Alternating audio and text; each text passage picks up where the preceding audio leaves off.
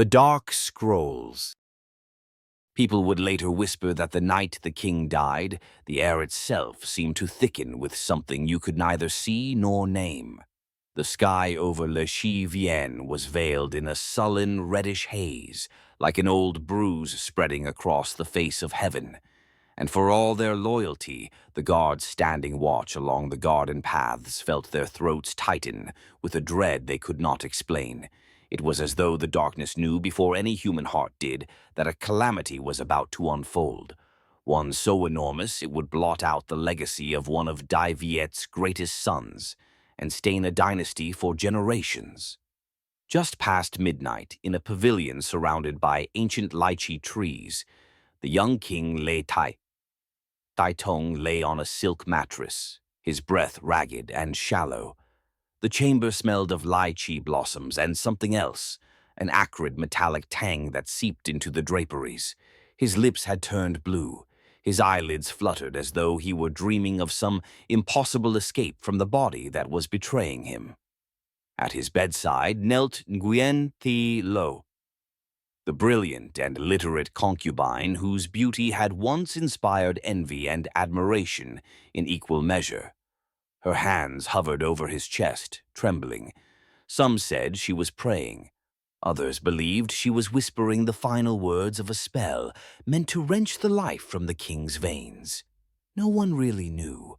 Hours earlier, she had presented him a tray of ripe lychees, harvested from these very trees, the same ones her husband, Nguyen Tri, had planted when they first built the garden retreat.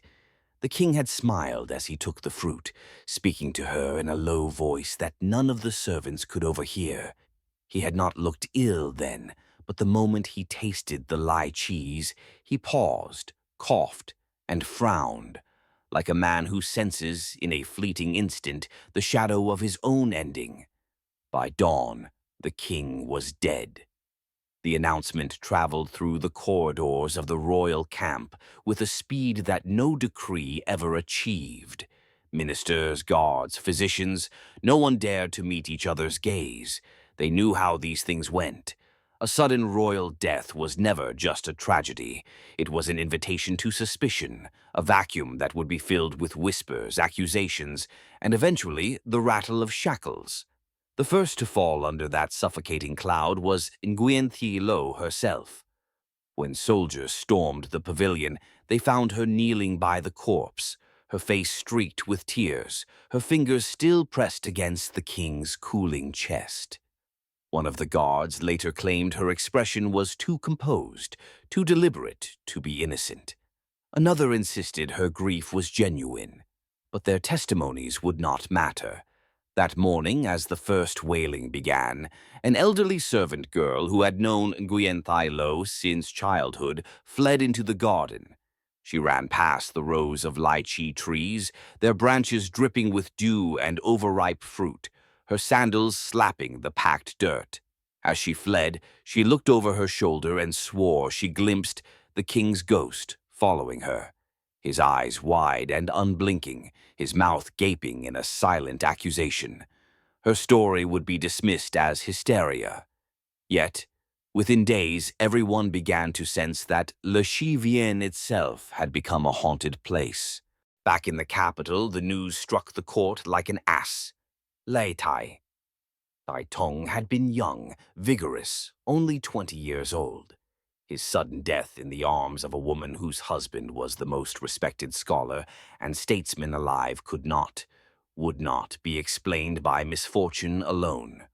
All it took was a single voice to float the word poison, another to whisper treason, another to mutter ambition. The storm gathered swiftly. When Nguyen Tri received the royal summons, he did not protest. He had served the Lei dynasty with a loyalty that had never wavered, not when he penned the Great Proclamation upon the pacification of the Wu, nor when he labored to codify the laws of the realm. He believed his record would speak for him. He was wrong. In the first interrogation chamber, an airless room lined with lacquered panels, the magistrates did not ask questions so much as recite conclusions. "You and your wife plotted this crime," the chief inquisitor said in a voice as flat as a funeral bell. "You dared to aspire to power you could never claim by birth. You killed your sovereign, desecrated the mandate of heaven." Nguyen Trai looked from one face to the next. Some were men who had once studied with him, had shared cups of tea and arguments over poetry. Now their eyes were cold as the floor tiles. "My wife is innocent," he said. "The king died of sudden illness. If you must execute someone, let it be me. Spare the rest." But no one heard him. Or if they did, they had already decided that his voice no longer mattered. By dusk, the decree was proclaimed in the square before the Hall of Justice. Extermination of 3 generations. No one could recall a time when such a sentence had been imposed with so little evidence, not even a pretext of trial. In the days that followed, detachments of soldiers began their grim work. They came for the children first. One witness, an apprentice scribe who would never forget the scene, later described it this way. "They dragged them out before dawn, still half asleep. Some were no older than 5 or 6, clutching their mother's sleeves, asking if they were going to see their grandfather. The soldiers ripped them from their families. One boy began screaming for his father. Another simply stared at the torches, too dazed to understand. And as I watched, it struck me that this was not justice. It was a kind of hunger, an appetite for the obliteration of everything a man had ever loved." When Nguyen Trai was escorted through the palace gate in heavy irons, the streets fell silent. Hundreds of onlookers lined the path, but no one dared to meet his eyes. In that moment, he was no longer the scholar who had saved the nation from Ming domination. He was an outcast, a scapegoat. Yet his face betrayed no hatred, only a terrible, fathomless sorrow. Some would later claim that as he passed beneath the great arch, he murmured something, so softly it was almost lost in the wind. "History will remember," he said. But history, as it so often does, would remember only what the victors permitted it to recall. That night, as the executions began in earnest, the moon rose over Le Chivien.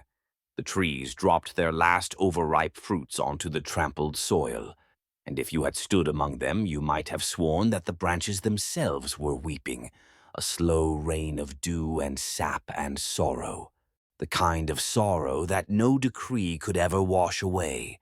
The dawn that followed was neither bright nor redemptive. It crawled across the roofs of Thang Long like a sluggish creature, reluctant to show its face. The city had already heard the proclamations, already rehearsed the stories they would tell one another, each more grotesque than the last. People said that Nguyen Trai's children were slaughtered in the courtyard while he was made to watch, that their small bodies were laid out on the tiles in neat rows so he could see what ambition had cost him. Others swore he had been forced to sign a confession with a brush dipped in his own blood. None of it could be proven, and none of it mattered. What mattered was that the fear had sunk its teeth into every throat in the kingdom.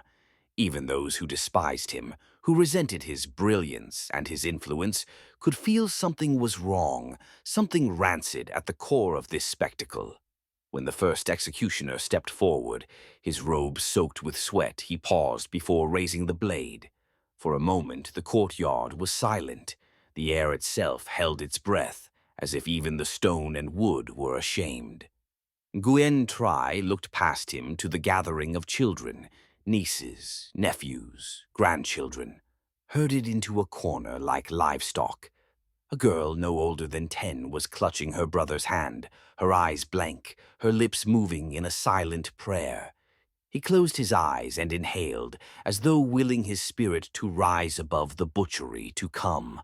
But no deliverance arrived. The blade fell, and in that instant, the capital seemed to exhale all the dread it had hoarded. Blood spread across the floor, hot and bright. A child began to wail, but no one moved to comfort her. The guards simply reached for the next victim, their hands trembling. In the records, it would be described in the blandest possible language. True di tam tok, carried out by order of the court. But no document ever captured the sound, the steady, methodical rhythm of heads hitting stone. No chronicle preserved the stench of panic and iron. One by one, the family was erased. The scribes who would later record the event tried to keep their quills steady, but their faces were gray. Every line they wrote was an incantation against their own fate. Let this be enough. Let the monster be sated. It never was. Somewhere in the middle of it, Nguyen Thi Lo was led forward. Her hair had come unbound, falling around her shoulders in a dark veil. A hush spread through the courtyard. Even the executioners looked reluctant to touch her, as though she carried some contagion of death that could not be washed away. She met no one's gaze. Her expression was neither proud nor pitiful, only hollow. If she spoke, no one heard her. She bent her head of her own accord, as if she had accepted that this moment would define her forever. The woman whose beauty had brought down a king, whose touch had turned a dynasty against itself. The sword fell. A tremor passed through the crowd, some convulsion of relief and revulsion combined. A few women pressed their hands over their mouths, unable to look away from the ragged stump of her neck. The executioner backed away as though he expected her spirit to rise up screaming. Some claimed it did. In the days that followed, the court took great care to clean the courtyard. Buckets of water, fresh straw, incense burned to cleanse the air. But the stain would not vanish. No matter how many times they scoured the tiles, it lingered, a dull, rusty bloom that reasserted itself at dawn like an accusation. Outside the city walls, the rumors multiplied. People said the king's ghost had been seen at Le Chi Vien, pacing among the lychee trees, his robe still damp with sweat. Others whispered that Nguyen Thi Lo had cursed the dynasty with her dying breath, vowing that no peace would ever take root where her name was spoken. And always, beneath those stories, the same dread, that if the court could devour a man like Nguyen Trai, no one was safe. Weeks later, a delegation was sent to Le Chi Vien to reclaim the king's body and return it for burial. By then, the estate was silent, the gardens choked with weeds. The pavilion where the king had died still reeked of spoiled fruit. One of the officials tasked with overseeing the removal later confessed that he had felt something watching him, some presence that pressed against his back, breathing cold air against his neck. He did not dare to turn around. They wrapped the king's corpse in silk and loaded it onto a cart. As they passed beneath the archway, the wheels struck a rut, jolting the body so that the shroud slipped and revealed the king's face. Pale, bloated, the lips parted in what looked almost like a smile. For a moment, everyone froze. No one spoke. Then the cart lurched forward again, and the shroud slipped back into place. But no one forgot what they had seen. In the capital, the funerary rites were carried out with all the solemnity the dynasty could muster. Priests recited sutras, bells tolled, incense smoked in tall brass urns, but the atmosphere was strained, brittle, as though the very walls of the palace knew the rituals could not disguise what had happened.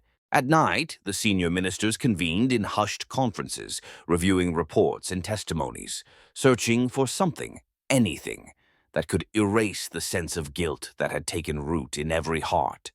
But there was no relief. Even the king's own mother was said to have wept behind her veil, whispering that her son's death was not fate, but retribution.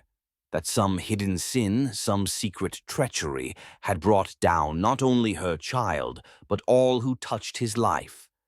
In the quarters where Nguyen Trai had once worked, writing decrees, drafting proclamations, advising on policy, the lamps were extinguished.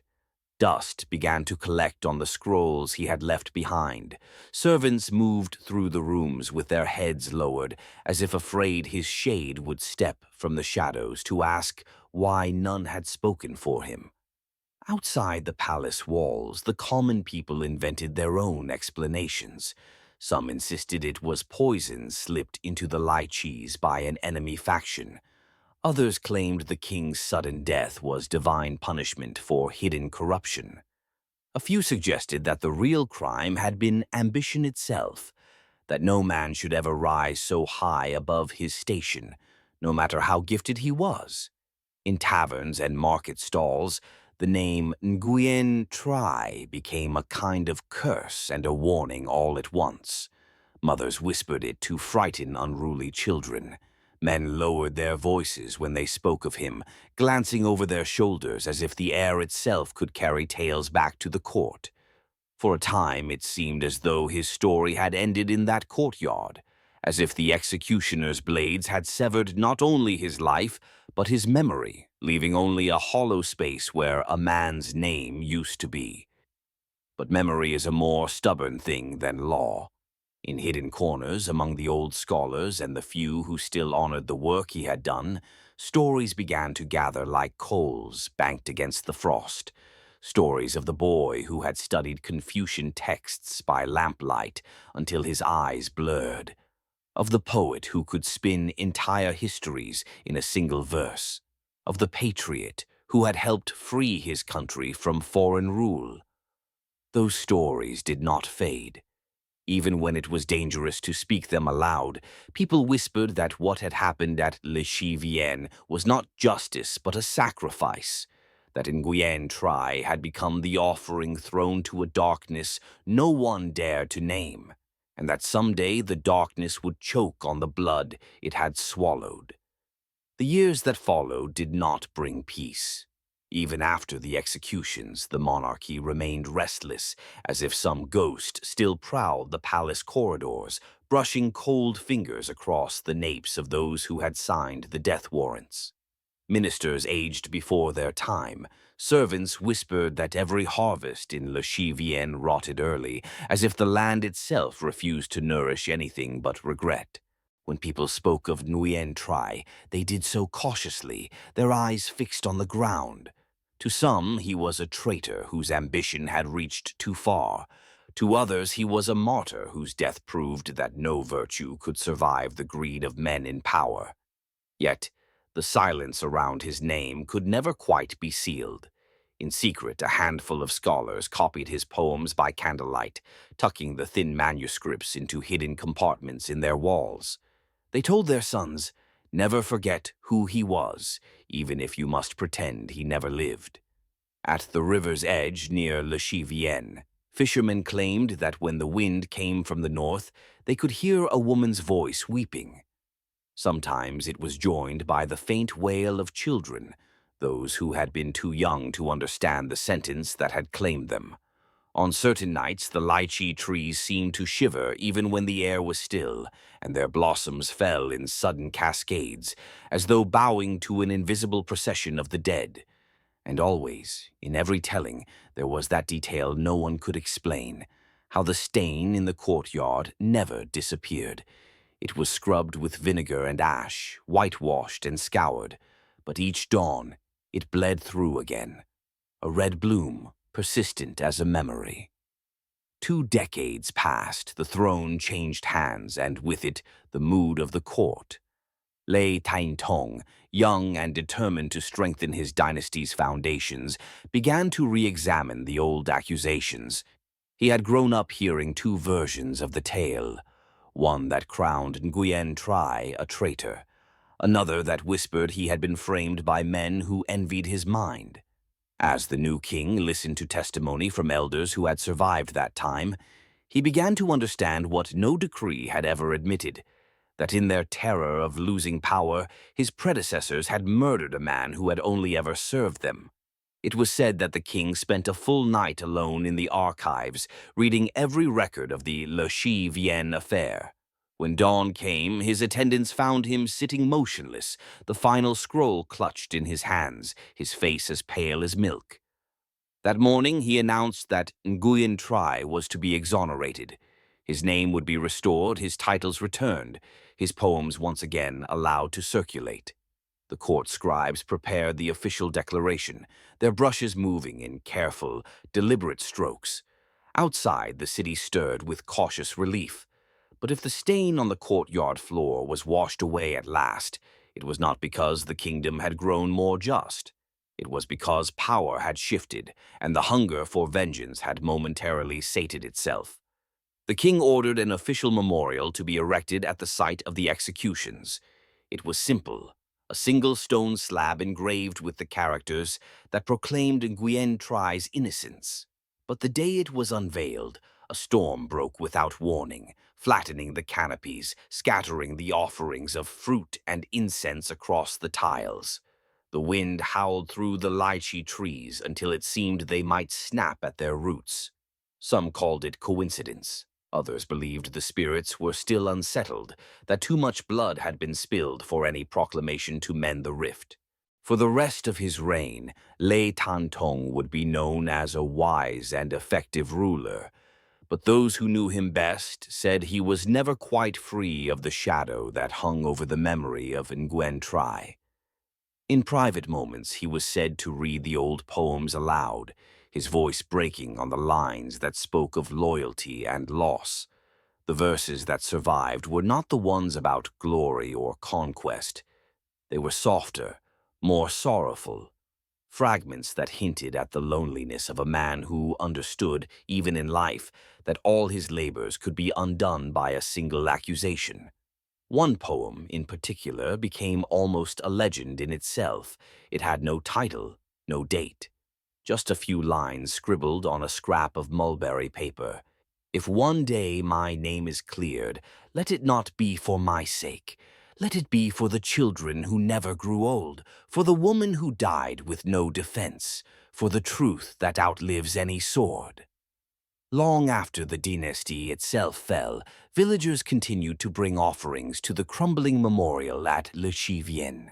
They came in the hush before dawn, carrying bowls of rice and small lanterns. They set them on the cold stones and knelt, heads bowed, as though in apology. On certain nights, when the wind slipped between the trees, travelers insisted they saw a figure moving among the shadows, a man in scholar's robes, his hair unbound, his face grave and unafraid. He would pause near the slab that bore his name, touch the weathered inscription with one pale hand, and turn as if to say something to the living who dared to watch. But he never spoke, and perhaps that was the truest lesson of all, that some wrongs are too vast to be answered by words, too deeply woven into the fabric of a nation to be excised by any decree. So the legend endures, not because it offers comfort. There is none to be found in the story of a family extinguished in a single dawn, but because it reminds those who come after that the hunger for power will always be ready to devour whatever stands in its path. And if you stand in the courtyard on a night when the moon is thin and the lychees are ripening, you might feel the cold breath of that hunger still lingering there. You might hear a child crying in the dark, and you might understand in that moment that some ghosts never leave, some wounds never close, some names, no matter how long they are buried, will always find their way back to the light. Thanks for watching. Subscribe for more.